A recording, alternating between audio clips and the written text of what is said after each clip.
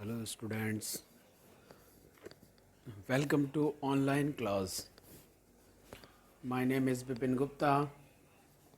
I am your mathematics mentor. हम लोग पढ़ रहे थे डिटर्मिनेंट्स, ठीक है। और डिटर्मिनेंट्स की ये 4.4 एक्सरसाइज के कुछ न्यूमेरिकल्स आज हम लोग करेंगे और देखेंगे छोटी छोटी प्रॉपर्टीज़ का कैसे यूज़ करना होता है। ओके तो न्यूमेरिकल नंबर 6 में क्या लिखा हुआ है? Without computing adjoint of A, find the value of determinants of adjoint A। तो जो नॉर्मल बच्चे होंगे वो क्या करेंगे, जो न्यूमेरिकल गलत करके आएंगे? सबसे पहले एडजॉइंट ए फाइंड करेंगे, ठीक है ना। एडजॉइंट ए फाइंड करने के बाद उस एडजॉइंट ए का डिटरमिनेंट्स लेंगे और टाइम वेस्ट करेंगे। और हम क्या करेंगे, सबसे पहले चेक करेंगे इस डिटरमिनेंट्स का ऑर्डर क्या है। अगर मैंने फर्स्ट पार्ट पिक किया है, वैसे तो मैंने सेकंड किया, फर्स्ट बता रहा हूँ पहले। मान लो फर्स्ट पार्ट आपने पिक किया, तो सबसे पहले ये चेक करेंगे एडजॉइंट ए का ऑर्डर क्या है। ऑर्डर है 2, ठीक है। अब ऑर्डर अगर 2 है, मैं फर्स्ट पार्ट की बात कर रहा हूँ, ऑर्डर अगर 2 है तो एडजॉइंट ऑफ ए डिटरमिनेंट्स, उसका डायरेक्ट फॉर्मूला होगा डिटरमिनेंट्स ऑफ ए। आप कहोगे सर ये कैसे कह दिया? भाई अगर ऑर्डर 2 है तो इसकी पावर आ जाएगी 1, और इसी पोजीशन पर अगर इसका ऑर्डर 3 होता तो यहाँ पर हो जाता स्क्वायर, जैसे कि मैंने सेकंड पार्ट लिया हुआ है, ठीक है। तो अब अगर फर्स्ट पार्ट का आंसर आपसे कोई पूछे तो आप क्या बताओगे? Determinants of adjoint A is equal to determinants of A, that's it, क्योंकि 2/2 की मैट्रिक्स है। तो आंसर क्या आएगा? 4 बन जा 4 एंड माइनस फॉर्मूले का और -3 आएगा, तो 4 3 7 हो जाएगा। तो आंसर क्या मिलेगा इस पार्ट का? इस पार्ट का आंसर मिलेगा 7। तो फर्स्ट पार्ट हमने सॉल्व कर लिया है। अब मैं इसको इरेज कर देता हूँ, ठीक है ना। अब हम बात करते हैं पार्ट नंबर सेकंड की। भाई सेकंड पार्ट में जो मैट्रिक्स है उसका ऑर्डर कितना है? 3/3। ये ऑर्डर लिखा होता है यहाँ पर, है ना। और नहीं भी लिखा है तो इतना हम लोग समझते हैं, ऑर्डर 3/3 है इसका, ठीक। तो इस 3/3 के लिए तो एडजॉइंट ए का डिटरमिनेंट्स अगर मुझे निकालना है तो मुझे फॉर्मूला क्या लिखना पड़ेगा? डिटरमिनेंट्स ऑफ ए का होल स्क्वायर। होल स्क्वायर क्यों आया? क्योंकि ऑर्डर 3 था। अगर ऑर्डर 4 होता तो क्या आता? पावर 3 आता। अगर ऑर्डर n होता तो पावर क्या आती? n-1 आती। ये हमने डिस्कस किया था।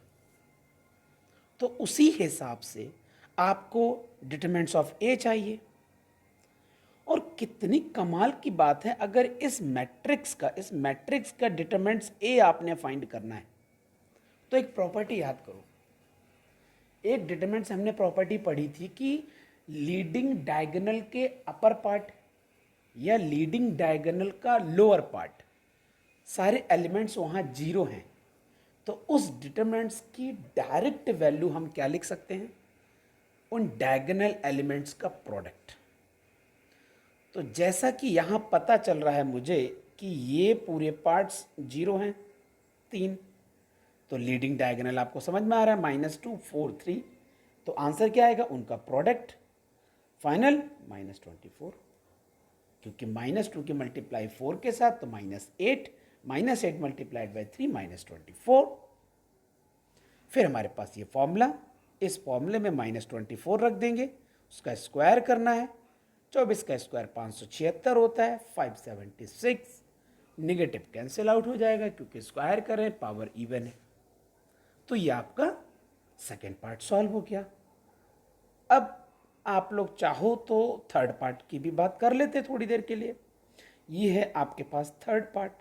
फॉर्मूला फिर से वही लगेगा, ये वाला फॉर्मूला यूज होगा, ठीक है। तो अब इस डिटरमिनेंट्स की वैल्यू आपने फाइंड करनी पड़ेगी। यहाँ पर ऐसी कोई प्रॉपर्टी तो लग नहीं रही है, तो आप किसी के एक के अगेंस्ट ओपन कर दो। मैं क्या करूँगा, मैं इसके अगेंस्ट ओपन कर दूंगा, इस कॉलम के अगेंस्ट। ठीक है, तो डिटरमिनेंट्स ऑफ ए अगर मैं थर्ड पार्ट के लिए फाइंड करूँगा डिटरमिनेंट्स ऑफ ए, तो उसकी वैल्यू मेरे हिसाब से आनी चाहिए, सबसे पहले आप 2 लिखेंगे, फिर ब्रैकेट लगाएंगे, 0 हो जाएगा 2 मल्टीप्लाइड बाई 0, एंड माइनस फॉर्मूले का लगाएंगे, वहाँ 5 मिलेगा तो -5 आएगा, ये पहला। दूसरा 0 है, बेकार है, हटा दो, फिर प्लस आएगा, फिर 3 आएगा। अब की बार ब्रैकेट स्टार्ट करेंगे, जब हम 3 लिखेंगे तो मिलेगा मुझे 1 पॉजिटिव का और माइनस फॉर्मूले का, फिर -4 आएगा तो 1 पॉजिटिव 4 5 आ गया टोटल। ये हो जाएगा 15, यहाँ हो जाएगा -10, तो आपको मिलेगा 5। तो उसकी डिटरमिनेंट्स की वैल्यू कितनी मिल गई है, 5। ठीक है, अब इस बात को याद रखेंगे और ये वाला पार्ट मैं यहाँ से इरेज कर रहा हूँ। कर दिया इरेज। तो अब उसकी डिटरमिनेंट्स की वैल्यू आ चुकी है 5 आई है। ठीक, ये 5 आ गई है। तो इसी फॉर्मूले को अगर हम यूज़ करेंगे तो इसका आंसर कितना आ जाएगा, 25 आ जाएगा। ठीक है ना, इसका आंसर कितना आ जाएगा, 25 आ जाएगा। अब हम चलते हैं नेक्स्ट पेज पर। Okay, numerical number 7। यहाँ पर भी 3 पार्ट हैं, हमने 2 पार्ट किए हुए हैं। पहला पार्ट में क्या लिखा, इफ़ ए एक मैट्रिक्स है 2 1 7 5, 2 by 2 की मैट्रिक्स है, किसकी वैल्यू फाइंड करनी है, determinants of A multiplied by adjoint of A की वैल्यू फाइंड करनी है। और इसके लिए हमारे पास एक प्रॉपर्टी है, वो वहाँ पर फॉर्मूला मिलता है, इस फॉर्मूले को आप याद रखें। ए मल्टीप्लाइड बाई एडजॉइंट ऑफ ए का फॉर्मूला होता है डिटरमिनेंट्स ऑफ ए इंटू आई। अब यहाँ पर I2 इसलिए लिखा है क्योंकि ए का ऑर्डर है 2 by 2, इसलिए I2 लिखा।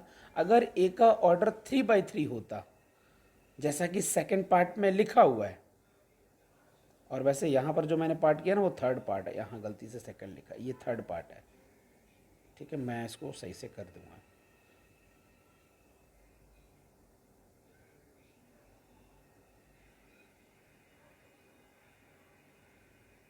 थर्ड पार्ट हो गया। ठीक है, कंफ्यूजन की बात नहीं होनी चाहिए। अब ए मल्टीप्लाइड में एडजॉइंट ए का फॉर्मूला हम लोगों ने क्या रेक्टेंगल में लिखा है, determinants of A into I2। तो डिटरमिनेंट्स ऑफ ए कैसे निकलेगा, 2 by 2 है, बड़ा सिंपल है। 2 में 5 की मल्टीप्लाई 10, माइनस फॉर्मूले का 7 मल्टीप्लाइड बाई 1 7, तो 10 - 7 हो गया। और दूसरा आपके पास I2 तो आप जानते हो आइडेंटिटी मैट्रिक्स, 10 - 7 इज 3, 3 की मल्टीप्लाई करेंगे तो आपको ये आंसर मिलेगा। ए मल्टीप्लाइड में एडजॉइंट ऑफ ए का आंसर आ चुका है। और बाद में उसका आपने क्या करना था, डिटरमिनेंट्स लगाना था, क्योंकि टारगेट देखो टारगेट क्या है, फिर इसका डिटरमिनेंट्स लगा दोगे, लगा दिया, 3 3 9, 9 - 0, आंसर आ गया 9। क्लियर हो गया। अब हम लोग क्या करते हैं, एक बात बताओ, सेकंड पार्ट तो आप कर ही लोगे, आप तो होशियार हो। कैसे पता चला आप होशियार हो, सबसे पहले आपने चेक किया कि डिटरमिनेंट्स ऑफ ए मैट्रिक्स लिखी है, ऑर्डर है 3 by 3, आपको चाहिए ए इंटू एडजॉइंट ऑफ ए पहले चाहिए, तो ए इंटू एडजॉइंट ऑफ ए का फॉर्मूला क्या है, determinants of A into I3, second part की बात कर रहा हूँ, इस पार्ट की बात कर रहा हूँ, इंटू I3 क्यों मेरे माइंड में आया, क्योंकि ऑर्डर 3 by 3 का है। तो अब इस डिटरमिनेंट्स की वैल्यू कैसे निकालोगे, मैट्रिक्स है, इसके डिटरमिनेंट से बनाएंगे तो वैल्यू कैसे निकालोगे, इसका अपर पार्ट लोअर पार्ट दोनों ही 0 हैं, तो इसका आंसर क्या आएगा, A into A, it means A cube. तो इसमें डिटरमिनेंट्स ए की वैल्यू आएगी ए क्यूब इंटू I3 में एलिमेंट्स कहाँ होते हैं, सारे डायगोनल में होते हैं, 1 1 1, बाकी सारे 0 होते हैं।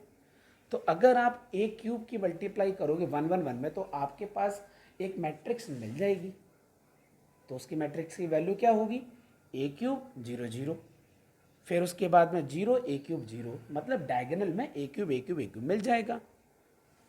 फिर उस मैट्रिक्स का आप डिटरमिनेंट्स ले लोगे, जैसा कि डिटरमिनेंट्स का सिंबल लगाया इन्होंने, और आपके पास आंसर आ जाएगा। ठीक है, ओके। अब हम चलते हैं आगे।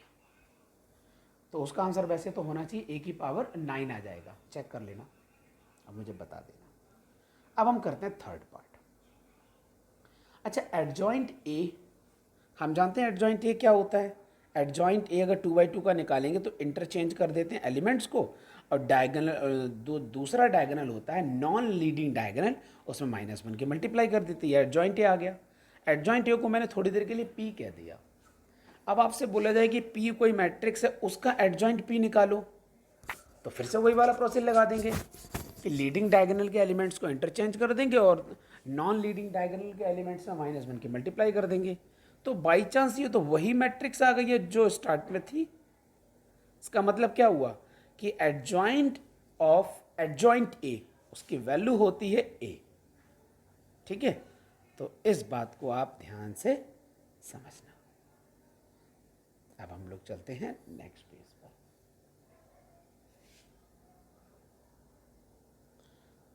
ठीक है, तो फिर इतना ही करते हैं। ये हमने फर्स्ट पेज के सारे न्यूमेरिकल कर ही लिए थे, फिर ये भी हमने डिस्कस कर लिया और ये भी डिस्कस कर लिया। ठीक है, आज का लेक्चर इतना ही रखते हैं। Okay students, thank you, bye bye.